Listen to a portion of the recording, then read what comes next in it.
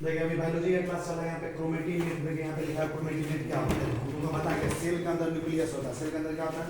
Nucleus. को हिंदी में बोलते हैं के अंदर प्लांट, दो तरह का सेल है, प्लांट सेल है, एनिमल सेल। बात समझ में आ रहा है? प्लांट का में न्यूक्लियस क्या होता है? साइड में पाया जाता है, बीच में पूरा वैक्यूल होता है। एनिमल सेल के जस्ट सेंटर में न्यूक्लियस पाया जाता है। न्यूक्लियस के अंदर क्या होता है? क्रोमोसोम। क्या होता है? क्रोमोसोम। हिंदी में बोलते हैं गुणसूत्र। समझ में आ रहा? क्रोमोसोम के अंदर दो तरह का चीज पाता है, डीएनए और प्रोटीन पाया जाता है। जी। समझ में आ रहा है ना? तो क्रोमोसोम से पहले एक फाइबर टाइप का स्ट्रक्चर होता है, उसको कहते हैं क्रोमेटिन नेट। क्या बोलते हैं? नेट मतलब जाल होता है। देखो term chromatin net is given by Fleming. तुमसे कोई पूछेगा ये जो क्रोमेटिन नेट, क्रोमेटिन का जो जाल होता है, ये दिया किसके द्वारा गया है? किस साइंटिस्ट के द्वारा?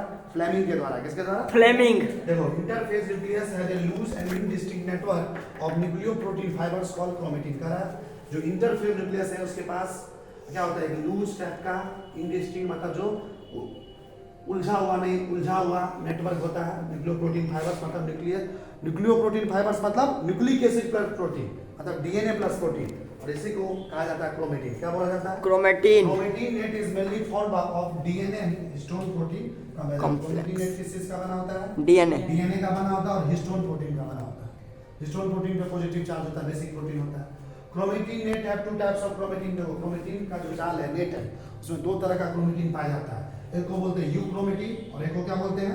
हेटेरोक्रोमेटिन। यूक्रोमेटिन किसको बोलते हैं? This is lightly stain and diffuse part of chromatin.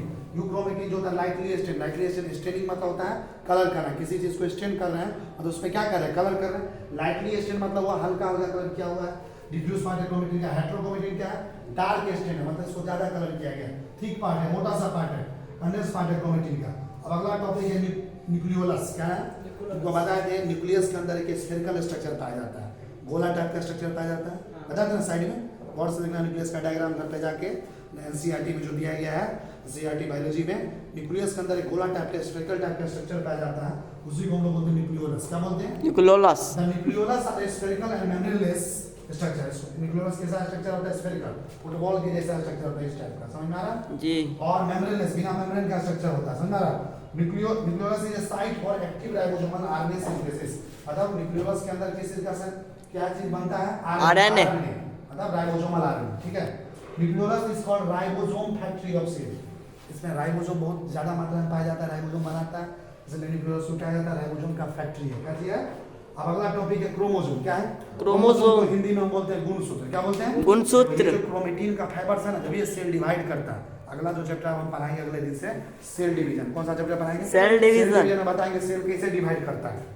तो ये जब कभी भी सेल का डिवीजन होता है तो क्रोमेटिन फाइबर्स एक साथ कंडेंस हो जाता है, मिलता है और क्या बना लेता है? क्रोमोसोम। क्या बना लेता है? क्रोमोसोम। क्रोमोसोम को हिंदी में बोलते हैं गुणसूत्र। क्या बोलते हैं? गुणसूत्र। हम लोग को पता है ना, इंसान के अंदर 46 क्रोमोसोम पाया जाता है। कितना पाया जाता है? 46। 46 क्रोमोसोम, और हर क्रोमोसोम जोड़ा में पाया जाता है। 23 जोड़ा। 23 जोड़ा होता है, 10वां क्लास में पढ़ा होगा जी। एक जोड़ा में 2 तो 23 में कितना? 46।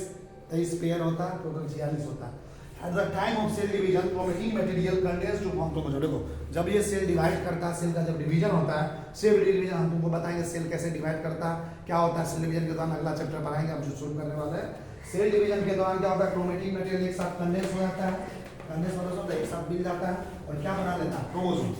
देखो chromosomes is highly condense form of chromatin. Chromosome जो होता है क्रोमेटिन का क्या होता है? हाईली कंडेंस फॉर्म है। Chromosomes are not visible during interphase stage. एक स्टेज आता है सेल डिवीजन में, इसको बोलते हैं इंटरफेज स्टेज। क्या बोलते हैं जी? इंटरफेज स्टेज के दौरान क्रोमोसोम विजिबल नहीं होता, मतलब उसको हम देख नहीं सकते हैं। दूसरा है chromosomes can be best study as metaphase stage.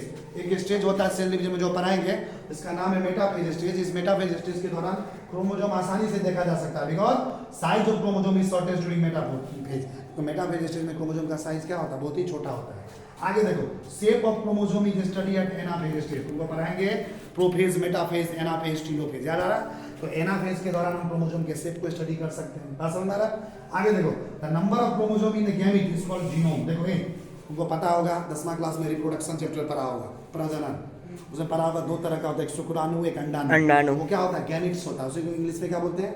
Gametes. क्या बोलते हैं? तो पता है ना, हमारे अंदर 46 क्रोमोसोम है, लेकिन गैमेट्स में क्या हो जाता है? आधा हो जाता है, 23 हो जाता है। 23 क्रोमोसोम अंडा में भी होता है, शुक्राणु में भी 23 होता है, स्पर्म जिसको बोलते हैं इंग्लिश में, उसमें 23 क्या होता है? क्रोमोसोम हाफ होता है, और इधर एग में भी होता है। समझ में आ रहा? तो देखो नंबर ऑफ क्रोमोसोम ही नहीं, तो गैमेट्स में जितना क्रोमोसोम पाया जाता है ना, क्रोमोसोम का संख्या, उसी को कहते हैं जीनोम। क्या बोलते हैं? Genome. A single human cell has approximately 2 meters long thread of DNA distributed among the 40। देखो करा जो सिंगल ह्यूमन सेल हमारे बॉडी, हम जो ह्यूमन बींग्स है, हम लोग का जो ह्यूमन सेल है उसमें कितना मीटर लंबा डीएनए होता है? 2 मीटर लंबा डीएनए होता है। और इस डीएनए डिस्ट्रीब्यूटेड होता है कितने क्रोमोसोम में? 46 क्रोमोसोम। हमारे बॉडी में टोटल 46 क्रोमोसोम होता है। 23 पेयर्स मतलब जोड़ा में होता है, एक जोड़ा में 2 क्रोमोसोम, तो 23 जोड़ा में कितना क्रोमोसोम? 46। समझा? और क्रोमोसोम के देखो न्यूक्लियस के अंदर क्रोमोसोम के अंदर न्यूक्लिक एसिड और प्रोटीन पाया जाता है। न्यूक्लिक एसिड 2 तरह का होता है, एक होता है डीएनए, एक होता है आरएनए, दूसरा होता है प्रोटीन। समझ में आ रहा है? वहीं पे देखिए कुछ ऑर्गेनिज्म है, नाम है, देखो यहाँ पे लिखा है ऑर्गेनिज्म, जीव का नाम है। Chromosome number in meiocyte. Meiocyte का मतलब होता है डिप्लॉयड। डिप्लॉयड मतलब हुआ जब क्रोमोसोम जोड़ा में होता है। क्या होता है? जोड़ा। मियोसाइट मतलब डिप्लॉयड एंड क्रोमोसोम जोड़ा। जोड़ा को कैसे लिखते हैं? 2n। क्या लिखते हैं? 2n। समझ में आ रहा? Chromosome number in gamete. Gamete मतलब हुआ उसका जिसमें रिप्रोडक्शन में जो पार्टिसिपेट करता है, जैसे मेल में स्पर्म होता है, फीमेल में ओवम होता है, अंडा, शुक्राणु। तो गैमेट में जो क्रोमोसोम कितना होता है? देखो ये जैसे कि ह्यूमन बींग्स मतलब क्या, हम लोग इंसान, ह्यूमन बींग्स के अंदर कितना क्रोमोसोम होता है? मियोसाइट से डिप्लॉयड में 46। क्या होता है? ये कोई 2n है ना, तो इसको ऐसे भी लिख सकते हैं 2n इक्वल टू क्या हो गया? 46। क्या हो गया? और गैमेट्स जो होता है ना, गैमेट्स मतलब क्या हुआ? जो रिप्रोडक्शन में पार्टिसिपेट करता है, जैसे मेल में स्पर्म, फीमेल में ओवम।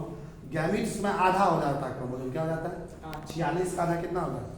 23। I2n था तो क्या हो जाएगा? n।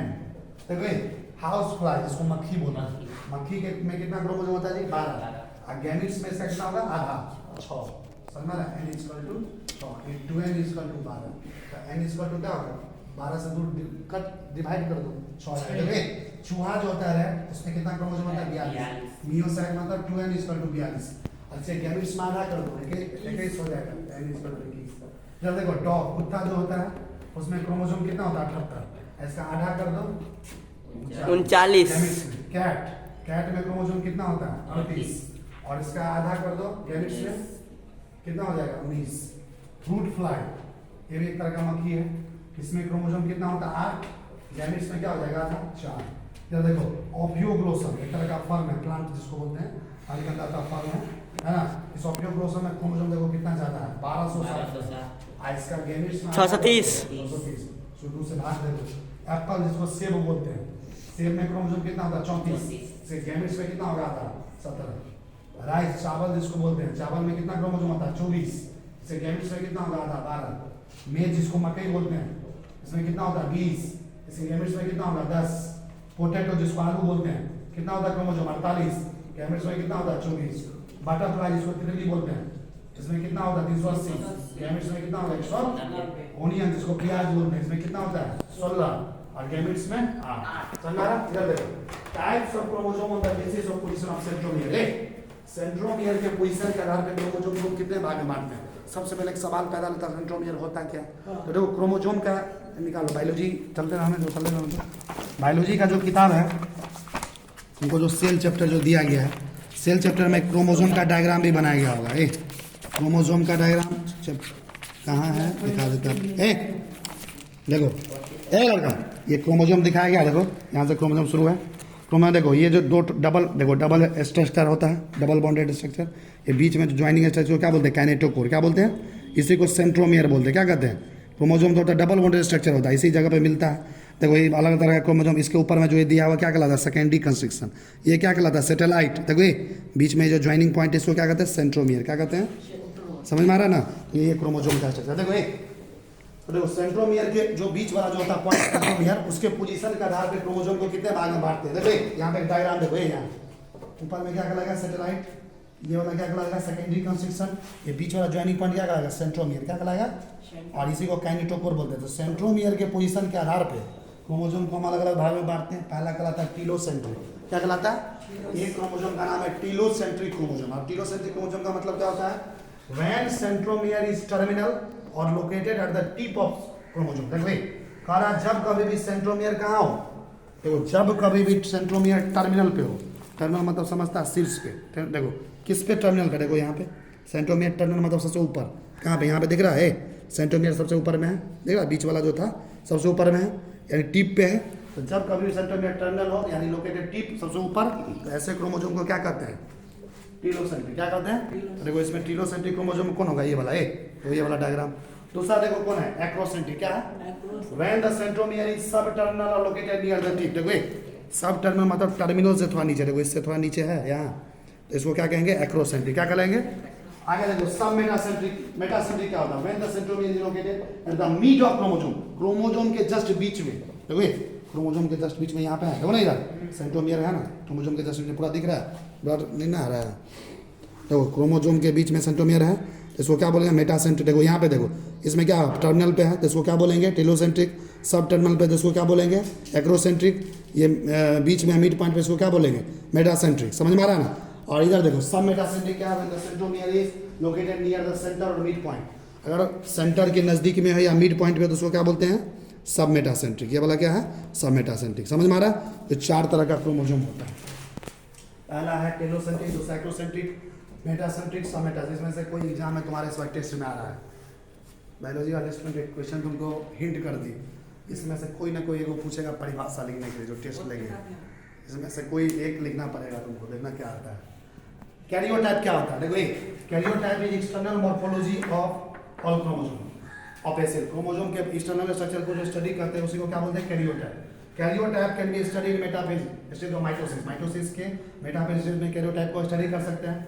दिस कैरियोटाइप के अंदर क्या क्या इंक्लूड किया जाता है? नंबर ऑफ क्रोमोसोम, क्रोमोसोम की संख्या को, क्रोमोसोम के साइज को, सेंट्रोमियर जो होता है बीच में जो पाया जाता है उसकी पोजीशन को, उसका जो आर्म होता है, आर्म समझता ना सेंट्रोमियर का। देखो ये क्या कहलाता है? ये दोनों आर्म। देखो शॉर्ट टाइम इसका छोटा आर्म है, तो किसी का लंबा आर्म है। आर्म देख रहा है ना ये वाला, ये सब क्या आर्म।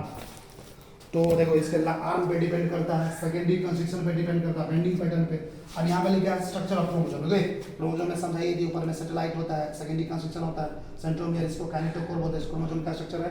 क्रोमेटिड क्या होता है? देखो at metaphase stage each chromosome consist of 2 cylindrical structure. देखो मेटाफेज स्टेज जब आता है क्रोमोसोम का, जब इस चैप्टर में पढ़ाएंगे, तो क्रोमोसोम के अंदर 2 सिलेंड्रिकल स्ट्रक्चर पाया जाता है। देखो एक सिलेंड्रिकल स्ट्रक्चर ये, एक सिलेंड्रिकल स्ट्रक्चर ये, समझ में आ रहा? और इसी सिलेंड्रिकल स्ट्रक्चर को क्या बोलते हैं? क्रोमेटिड्स। क्या बोलते हैं?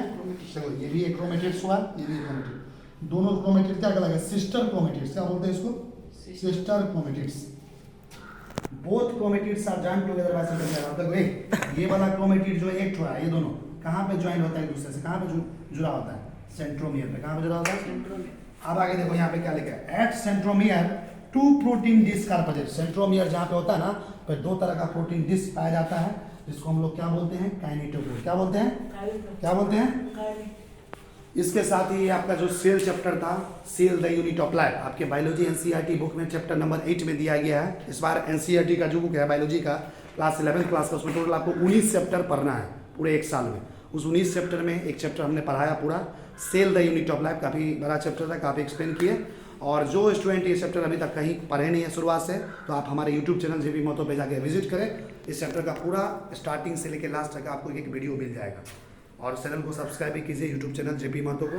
और सेल चैप्टर आपका पूरा खत्म हो गया, और आपको होमवर्क है कहीं से भी किसी भी तरह का बुक, यूनिवर्सल बुक हो, MTG पब्लिकेशन का हो, बायोलॉजी के लिए कोई भी स्टैंडर्ड बुक हो, क्वेश्चन बैंक हो, NCERT बेस्ड बुक हो, हर तरह का क्वेश्चन आप बनाइएगा। पूरा NEET level, AIIMS level, JIPMER level, हर तरह के एग्जाम का बायोलॉजी का क्वेश्चन आपको बन जाएगा। और अब जो है नेक्स्ट जो चैप्टर हम स्टार्ट करेंगे कल के क्लास में, नेक्स्ट क्लास में, वो हमारा होगा सेल डिवीजन। सेल चैप्टर आपका पूरा खत्म हो चुका है। अगला chapter next topic, next chapter start करेंगे सेल डिवीजन। तो फिर से मिलेंगे नया वीडियो लेक्चर में सेल डिवीजन में।